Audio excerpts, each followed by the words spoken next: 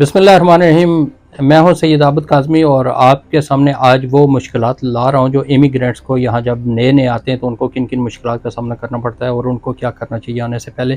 ज़्यादातर देखा गया है जो लीगल वर्कर आते हैं, जैसा वर्क परमिट पर कोई आता है या स्टूडेंट आता है, तो उनको जिन मुश्किलात का सामना करना पड़ता है, सबसे पहले जब वो यहाँ एयरपोर्ट से बाहर निकलता है तो उसके खर्चे शुरू हो जाते हैं और नए इम्तहान में वो पहुँच जाता है। उसके बाद के सबसे पहले मसला ये होता है कि रिहाइश का मसला होता है। रिहाइश जब कहीं भी मिल जाए या किसी रिश्तेदार के यहाँ ठहरे तो वो भी एक मार्क से ऊपर उन्हें को अपने पास नहीं ठहरा सकता, क्योंकि यहाँ छोटे मकान होते हैं और बमुश्किल जो लोग रहते हैं 3 या 4 बेडरूम में, उन्होंने अपना गुजारा करना होता है, तो मुश्किल होता है कि वो दूसरा कोई मेहमान आ जाए तो उसको लॉन्ग टाइम अपने पास ठहरा सकें। तो इसलिए अगर वो जब उन्हें रिहाइश अगर कहीं मिल जाती है तो फिर उसके अखराजात और बढ़ जाते हैं। फिर उसके बाद ट्रैवलिंग के मामलात आ जाते हैं। इसके बाद फिर काम रोज़गार का मिलना मुश्किल हो जाता है। जो वर्क परमिट पर लोग आते हैं उन एम्प्लॉयर्स के साथ आते हैं जो उनके पास काम नहीं होता, तो फिर उनको बाहर काम करना पड़ता है। बाहर उनको उजरत उतनी नहीं मिलती जितनी वो तवक्को करते हैं, और जितनी उनकी सैलरी है या जितना उनका टैक्स आ जाता है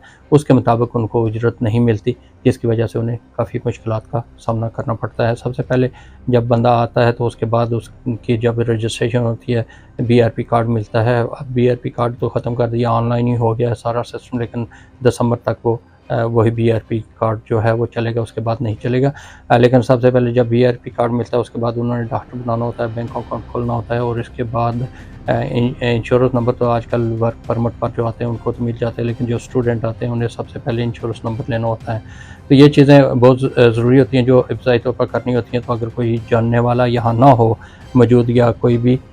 उनका अपना तलक वास्ते वाला, तो नए बंदे को इन चीज़ों का पता नहीं चलता कि कौन सी चीज़ कहाँ है और कैसे करनी है। तो इसके बाद जब वो यहाँ 2-3 महीने रह जाते हैं तो 3 माह लग जाते हैं उसको इस सिस्टम को समझने के लिए। लेकिन यह है कि ये 28 दिन के बाद जब उनकी तनख्वाह शुरू हो जाती है, जब टैक्स आना शुरू हो जाते हैं और बाकी चीज़ें, तो फिर उस वक्त उनको ये पता चलता है कि पाकिस्तान में ही अगर रहते तो ये पैसे जो हम खर्च किए हैं अगर उधर कहीं इन्वेस्टमेंट कर लेते तो शायद इससे बेहतर हम ज़िंदगी गुजार सकते थे। लेकिन यह है कि जो लोग फैमिली के साथ आते हैं अपने बच्चों के मुस्तकबिल के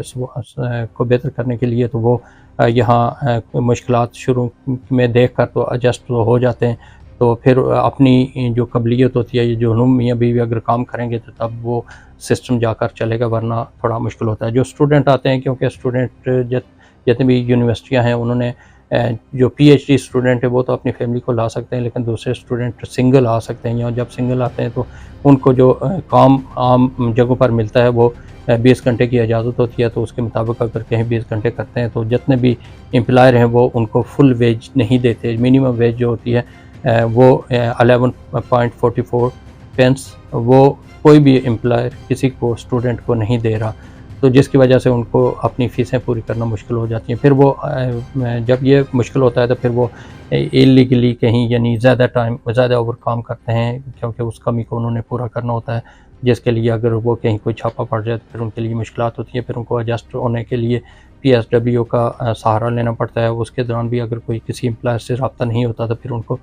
मुश्किल से वापस ही जाना पड़ता है। या बेशुमार स्टूडेंट जो पहले आए हैं जिनको कोई ये ना PSW मिला और ना कोई और सहारा मिला, तो उन्होंने फिर यहाँ असाइलम अप्लाई किया, और इस किस्म के जो बेसलेस असाइलम होते हैं वो फिर होते भी नहीं हैं, जिसकी वजह से लोगों की मुश्किलात बढ़ जाती हैं। और यहाँ बेशुमार लोग जिनको मेडिकल सहूलियात भी मैसर नहीं है वो काफ़ी परेशान हैं, और वो वापसी के लिए ना जाने के लिए रहें ना रहने के लिए रहें। तो इस तरह की मुश्किलात इस वजह से शेयर कर रहा हूँ कि ओरिजिनल जो सूरत हाल है यहाँ वो है। और दूसरा यह है कि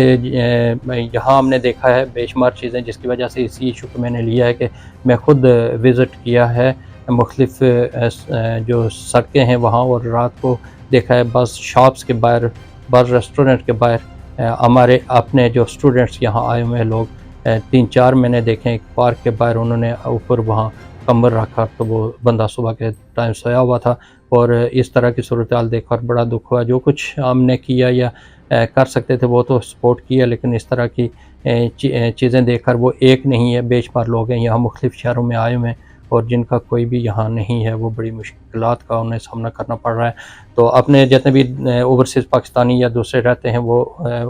आपका ये काम बनता है कि जिसको कहीं भी देखें, जो भी सपोर्ट कर सकते हैं आप करें। हमारे लोग चैरिटी भी बहुत ज़्यादा करते हैं, लेकिन यहाँ अगर देखा जाए तो यहाँ जितने भी इमिग्रेंट्स आते हैं वो इस काबिल हैं कि उन्हें चैरिटी दी जाए। इसके अलावा जो इल्लीगल वर्कर्स, जो इल्लीगल लोग यहाँ दाखिल होते हैं इस मुल्क में छोटी कश्तियों के ज़रिए, उनके लिए बहुत ज़्यादा मुश्किलात हैं। उनको यहाँ ज़ाहिर है सारी वो सहूलियात होती नहीं है। उनके साथ जो स्मगलर हैं वो गैर इंसानी सलूक करते हैं, उनसे भारी रकूम भी ले लेते हैं, और उनके साथ जो सलूक होता है वो उसकी वजह से उनको इतनी मुश्किलात का सामना करना पड़ता है कि वो अपने पास से पैसे देकर ख़ुद मुश्किल को ख़रीदते हैं। इस तरह की यहाँ सूरत-ए-हाल है। फैक्ट एंड फिगर में आपको फिर और किसी व्लॉग में इंशाल्लाह डिस्कस करूँगा, लेकिन ये बुनियादी चीज़ें हैं जो आपसे डिस्कस की गई हैं, और ये चीज़ें आपके साथ शेयर करने का मकसद यही होता है कि आप लोग इस पर तवज्जो दें और इन चीज़ों को देख कर जब वहाँ से आएँ, अपने किसी रिश्तेदार से या इंटरनेट पर आजकल सहूलत है, हर चीज़ के बारे में आप देख लें, लेकिन जो चीज़ें मैंने शेयर की हैं ये सारी इंटरनेट पर आती नहीं हैं। उसकी वजह यह है कि यहाँ होमलेस के लिए जो चैरिटीज़ ने कैफ़े खोले हुए हैं, वहाँ अगर जाएंगे तो वहाँ ज़्यादा तादाद में हमारे स्टूडेंट या वर्क परमिट पर जो लोग आए हुए हैं वो भी बैठे हुए मैंने देखे हैं। और वो लोग जो उनको जो यहाँ रजिस्टर हो जाते हैं या असाइलम कर लेते हैं, या जो इल्लीगल आते हैं और वो होम ऑफिस के साथ रजिस्टर अपना केस डाल देते हैं, उनको तो कहीं ना कहीं चलें गवर्नमेंट सहूलत मुहैया करती है, रिहाइश मुहैया करती है। लेकिन जो लोग बिल्कुल रजिस्टर नहीं है, इल्लीगल हैं, और वो करते भी नहीं है डर की वजह से कि पता नहीं क्या होगा, या वकील की फ़ीस नहीं होती और वो उनको इन कवानीन का पता नहीं होता, तो इसकी वजह से वो काफ़ी मुश्किलात का उनको सामना करना पड़ रहा है। तो उनके लिए गुजारिश यही है कि कहीं भी हो आप हैं, जहाँ भी हैं, अगर बरतानिया में आप दाखिल हो चुके हैं तो आप अपने आप को लाजमी रजिस्टर करवा दें। यहाँ यह है कि कम अज़ कम आप रजिस्टर होंगे तो किसी खाते में तो पड़ेंगे, लेकिन इस तरह गलियों में और सड़कों पर रात को सोकर ज़िंदगी गुजारना और इस मुल्क के ख्वाब देखना कि वेलफेयर रियासत है, वहाँ जाकर तो हम सुखी हो जाएंगे, ये ज़रा काफ़ी मुश्किल सफ़र यहाँ भी करना पड़ता है। और जो लोग अभी इरादा रखते हैं यहाँ आने का, जब तक आपका पूरा इंतज़ाम काम के सिलसिले में, रोज़गार के सिलसिले में या रिहाइश के सिलसिले में मुकम्मल नहीं होता, उस वक्त तक के लिए बरतानिया का रुख करने से पहले ज़रा सोचिएगा।